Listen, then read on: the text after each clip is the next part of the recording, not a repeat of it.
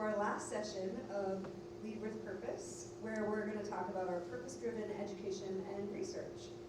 I will start off by reminding us that we have our new mission statement for the university, which we have been working on for a number of years now to finalize, and our values as well, which is something that we had not articulated as a university until this point.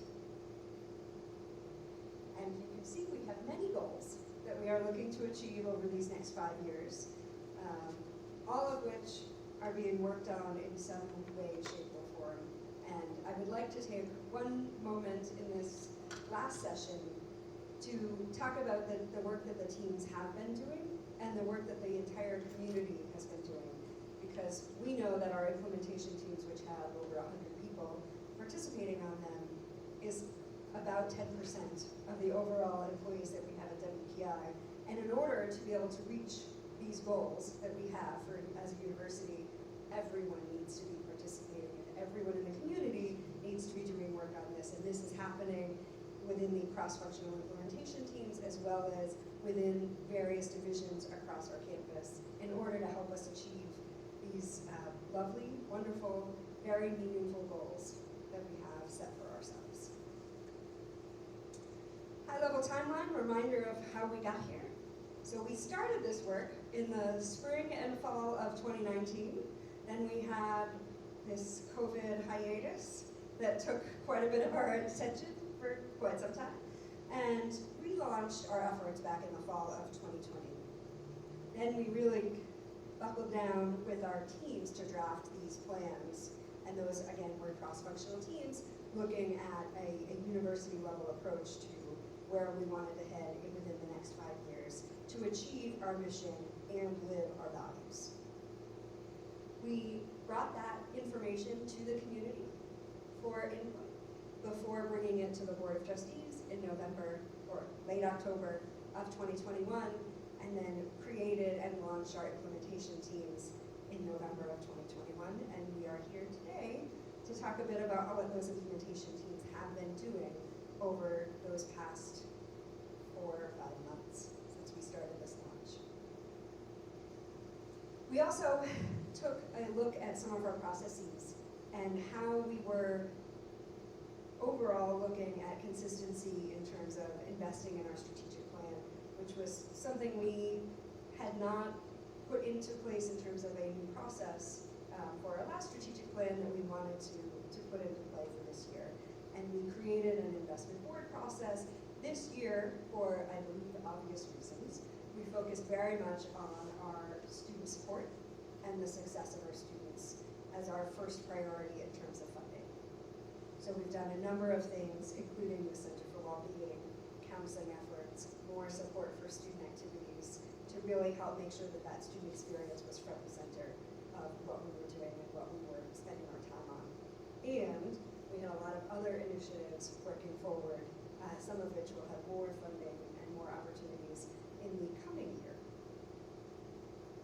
This is a reminder, which you can get on our website, of who the implementation team leads are and what those 8 teams are and what they're focused on. And so now we will listen to our video, watch our video of our colleagues talking about why we're doing this and what we're doing.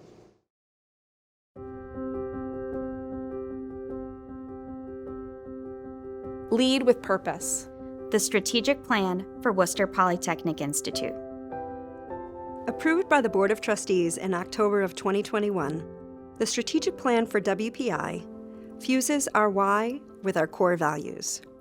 To respond to opportunities and challenges thoughtfully and with a strong grounding in our founding principles of theory and practice. More than 100 faculty and staff participated in the planning, and more than 640 community members provided feedback to early drafts, helping us refine and improve to better embody our past, present, and future, and strengthen our focus across 3 broad areas: student well-being, access and affordability, purpose-driven education and research, and our inclusive community. To lead with purpose, we must directly address issues of student well-being, access, and affordability, and commit to building a thriving community of diverse learners and doers. To lead with purpose, we must revolutionize what it means to be a successful STEM professional. Enhance our project-based, interdisciplinary approach to their development, and build a strong research infrastructure to support their success. To lead with purpose, we must look inward to create a culture of inclusion, belonging, well-being, and respect that draws diverse minds and provides the support necessary for all to thrive. To lead with purpose, we must always strive to ensure that our work as scientists and engineers, business leaders and humanists has a beneficial impact on people, society, and the planet. These goals are at the heart of this strategic plan. The landscape of higher education is increasingly dynamic and quickly evolving. The need to meet global, civic, and human challenges is urgent, and requires committed STEM professionals with broad intellectual foundations that embrace more diverse perspectives to maximize positive impact. This critical moment requires the distinctive, interdisciplinary, project-based approach to problem solving for which WPI is known. Join us to transform lives, turn knowledge into action, to confront the world's challenges, and revolutionize STEM. As together we lead with purpose.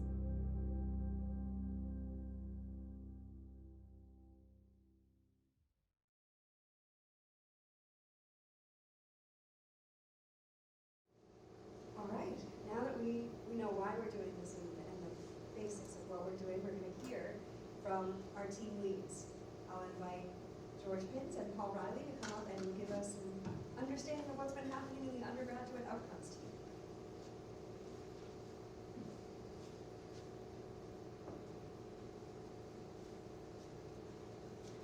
George's name's first, so he's going to get started, I guess, right?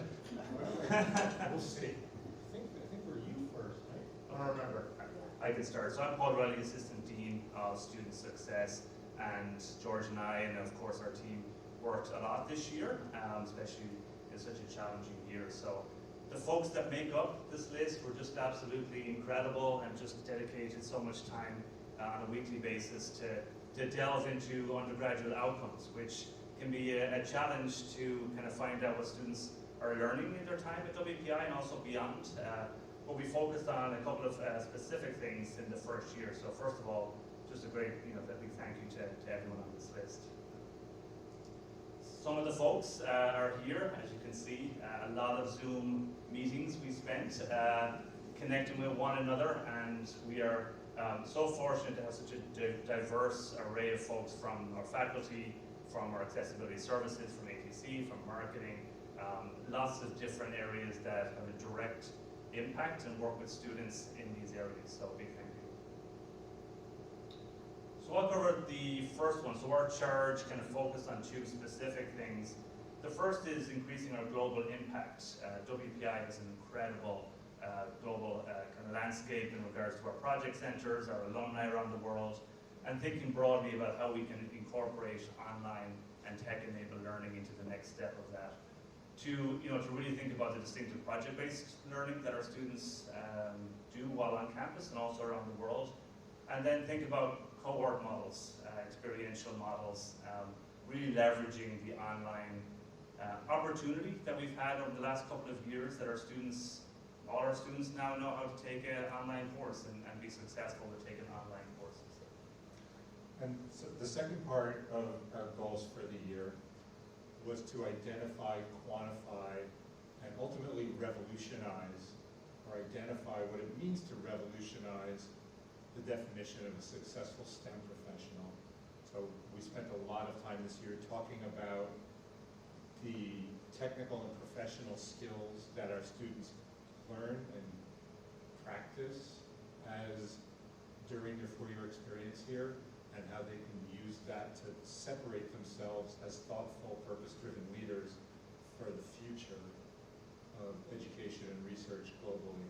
And you can see from the slide here, there were a number of areas that we focused on: professional skills, including business and value creation skills, art and design, sustainability, and other skill sets that we currently practice and things we want to enhance and focus on further moving forward to set WPI students apart and to make them global leaders.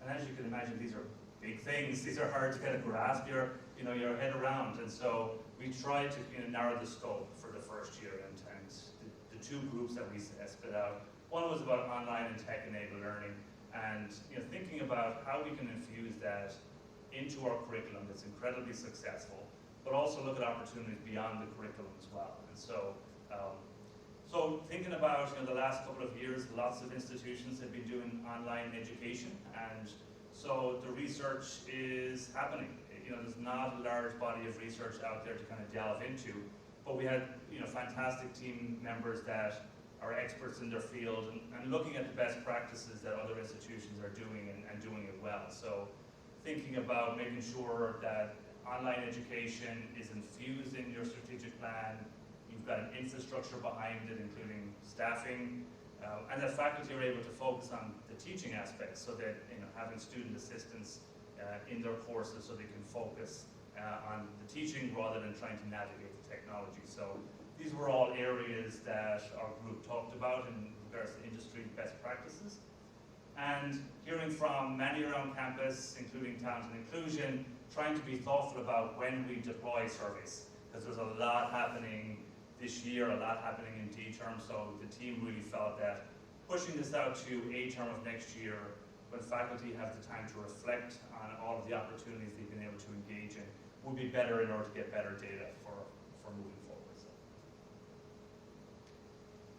there is a lot already happening, and I think that's pretty typical of WPI. Is this strategic plan gives us an opportunity to bring those into focus and to centralize some of the work that faculty and staff are doing around campus. So as you can see here, Echo 360 captures, as well as Canvas utilization over the last number of years has significantly increased, even pre-COVID. So we can see that our faculty are using a large number of technology resources available. Jennifer DeWinter and Rob Densky have the Intentional Design Lab, where they incorporate augmented reality, virtual reality, and helping students learn in the best way possible for them. So they're already doing a lot of work. This is on the WPI website. And I think the idea of incorporating tech-enabled learning is to make sure that students have appropriate access to learn in the way that's best for them. So I think we will see more of this adoption moving forward. All right, so the other goal for year one, we sort of already talked a little bit about, was to assess the delivery of our current foundational skills for our undergraduates, identify what's working well, what we could do better, and maybe some things that are less important for us to focus on in terms of foundational foundational skills in the classrooms, in our projects, and in our research. Towards that, one of the things we're focusing on, and we will deploy as the dust settles on D-term, is to ask thought leaders on campus, department heads and other programmatic leads, as well as people driving specific initiatives on campus, to fill out a survey to assess work-ready or professional skills that the students are currently getting. And again, what do they need 5-10 years from now to help these students be purpose-driven leaders in research and in the educational sector for our future global community. And we're thinking about beginning to incorporate some of this mindset, this entrepreneurial mindset learning and value creation into curricular and co-curricular activities, not new courses, not necessarily changing what we do here at WPI, just thinking about just maybe changing the way we think about our projects and our education in a purpose-driven way to solve important problems that are needed for our community. And towards that, very briefly, one of the initiatives we've started to talk about, and we've been deploying actually for several years in a very piloted way, and we're going to implement and enhance in the coming year, is the concepts of value creation and innovation in the classroom and in our projects. Again, we're not looking to necessarily change what we do here, but just think about the way we do it in our first year projects and our IQPs and our MQPs, as well as in the way we write our research. A toolbox, a value creation toolbox that will provide students, faculty, and staff with a skill set and a mindset to be asking the questions to identify what our customers need and what are the big important problems that need to be solved and how we can lead in solving these problems. And so these 7 pillars of our value creation initiative, which are a much longer conversation, really speak to that. And again, we can see from pillars 1 through 6 how we plan to begin to, in a piloted way, deploy this and grow it from the ground up in the year to come. Good afternoon. I am Stacy Tiramonte. I'm the Associate Vice President of Graduate Professional Studies. My co-lead for the Demand-Driven Program Strategic Plan Initiative, Mimi Scheller, is the Dean of the Global School. Mimi is not with us today. We're not missing her. But unfortunately, we have 2 other team members here who can help me as we go through these slides. We had, as George and Paul have outlined, also had an excellent team. As Rachel mentioned earlier, there's over 100 people participating in these initiatives. Our team is also an outstanding group of representatives across the organization. And you can see here in the room today, we have Snehal and Kristen Marengo as well. And as noted, the plan goals are pretty lofty. What we're going to do in a 1-year period, pretty significant. So we took a similar approach. We have a pretty broad, very lofty goal here of really strengthening and growing new demand-driven graduate programs that includes differentiated pricing, strategic partnerships, and innovation, such as practice-based MS and PhD programs, graduate programs in the global school, stackable credentialing, and workforce development. So unpack that, there's quite a bit there. And in similar vein, we broke that down into some more achievable milestones for this year. And so our focus has been on really understanding, developing a strategy to understanding how we actually tackle demand-driven programs at the graduate level. And which will be no surprise to the folks in this room, we didn't have a strategy, right? Our undergraduate programs have been largely our institutional focus. We've done an incredible, very thoughtful job of how we approach our student experience. On the graduate side, our programs are born much more of faculty interest and faculty areas of expertise, research, and research has grown tremendously. So we took a step back and said, let's really talk with people and understand their current approach and see what's happening today. And our goal for this area was to develop a strategy for assessing the audience, demand, market pricing, and developing a proactive approach to responding to need, both in the industry as well as new academic horizons. I think we do a little bit of this today, but we have opportunities to do more. We want to define the workforce development target audience for WPI. Again, another kind of big, broad area, but we've done workforce development initiatives for more than 60 years in our history. So we have a lot of foundation here. We wanted to conduct a market assessment of stackable credentialing or alternative credentialing. There's a million names for it. There's been some organic work happening here in some grassroots teams, of which some are members in this room.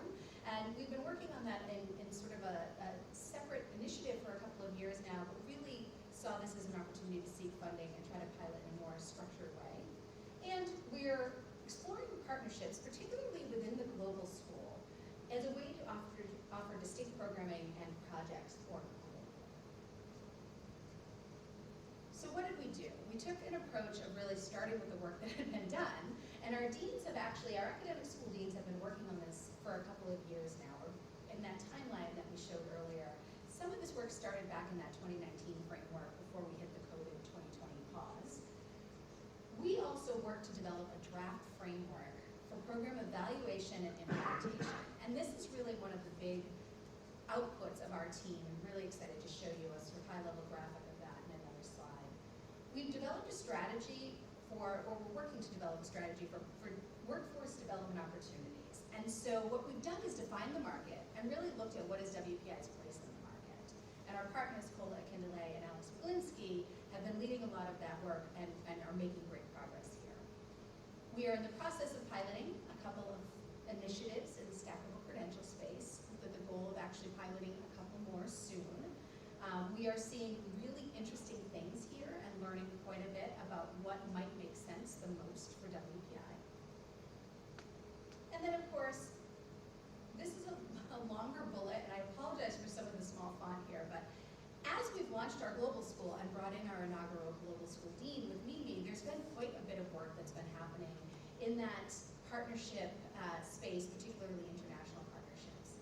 So we've revised the process for international MOUs and centralized those through the global school.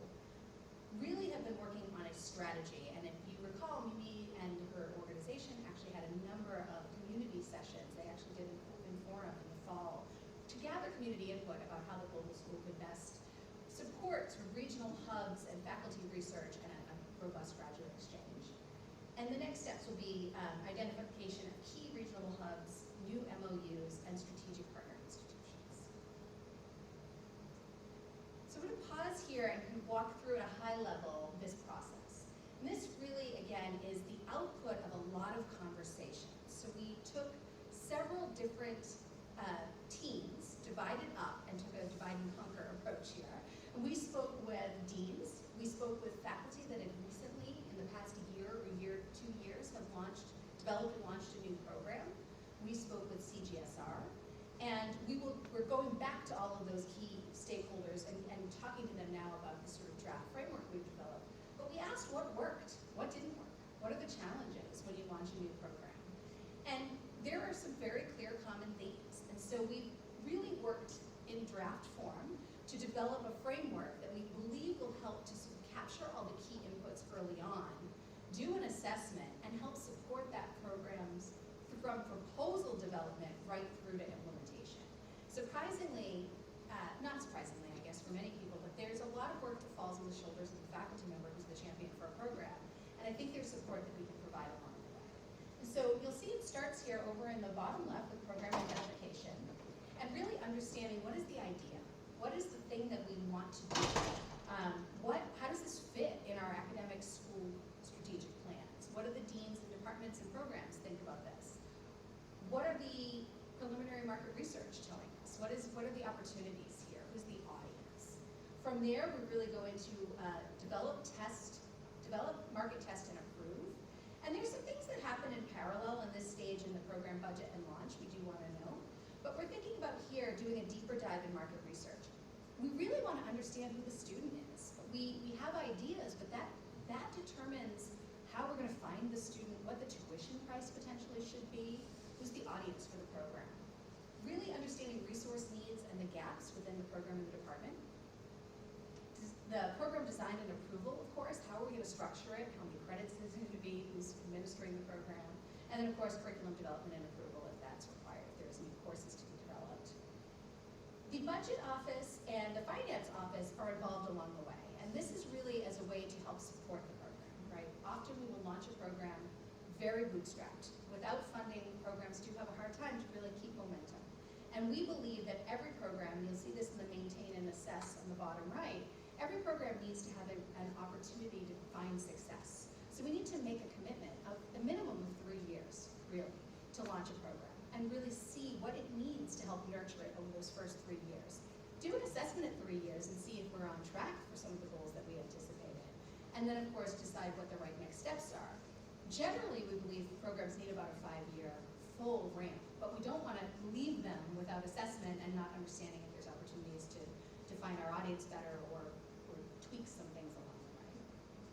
So program budget and finance budget, finance approval, or finance discussion are really meant to help ensure that we're getting the appropriate support up front. How are we going to market this program? How are we going to do the outreach? And then, of course, I hate to minimize it, enroll and deliver, because those are not small things, but once we've got that program approved, we have to launch that program. And we need to get the students in, and we need to keep the students here until they're successful and graduate. And then we want to do that assessment. And again, we want to make sure that we're looking at what's working, what's not working, where do we need to help support the program in a different way, where maybe is it overperforming, right? We have this problem often as well, where we had a program that had 140 new graduate students in the fall. They really weren't equipped with all the resources they needed for 140 new graduate students. They don't want to turn away really good quality graduate students, but that does mean we have to really look at success can be a challenge as well.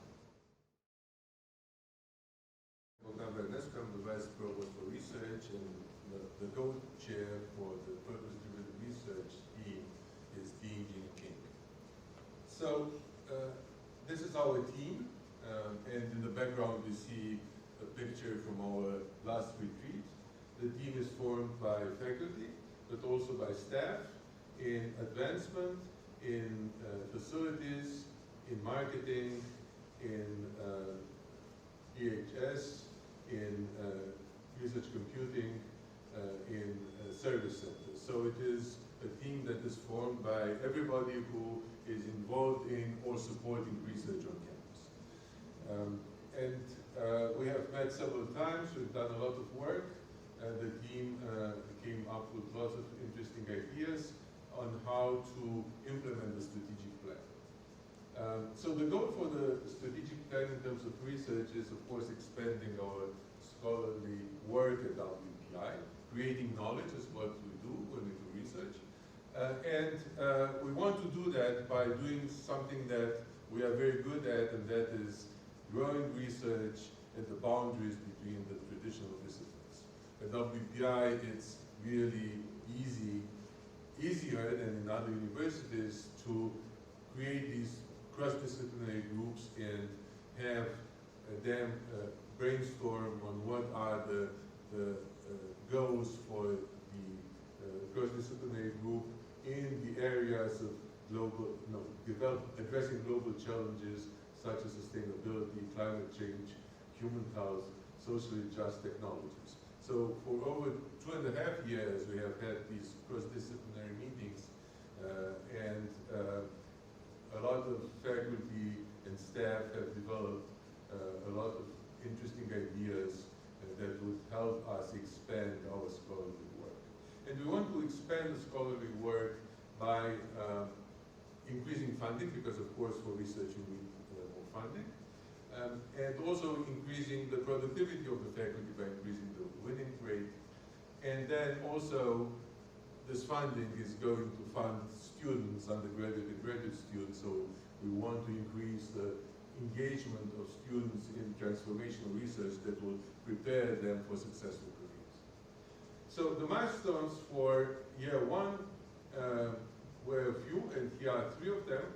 Determine the monetary research goal for the duration of the strategic plan. Determine the methodology of measuring the impact of the research that we're doing, and assessing the research infrastructure that needs to be put in place in order to be able to grow the research area. And you will see in the background there a graph that was looking at our peer competitors, our other universities, and how we rank in terms of funding per faculty. And our capacity seems to be, it could be possible to grow by another 50% our research funding in the next years.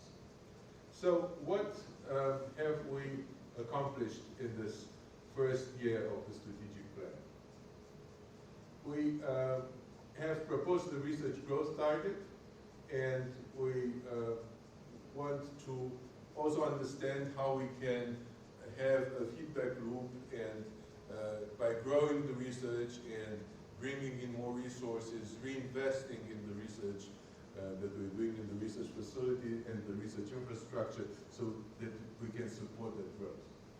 We also looked at identifying what are the current pressure points in the research support, mitigation plans, and figure out the resources that we need to be able to continue the scaling of the research activities. We have introduced or established a new office for research integrity and compliance to be able to focus on the risks that are coming with doing research. We hope to be able to continue to staff that office.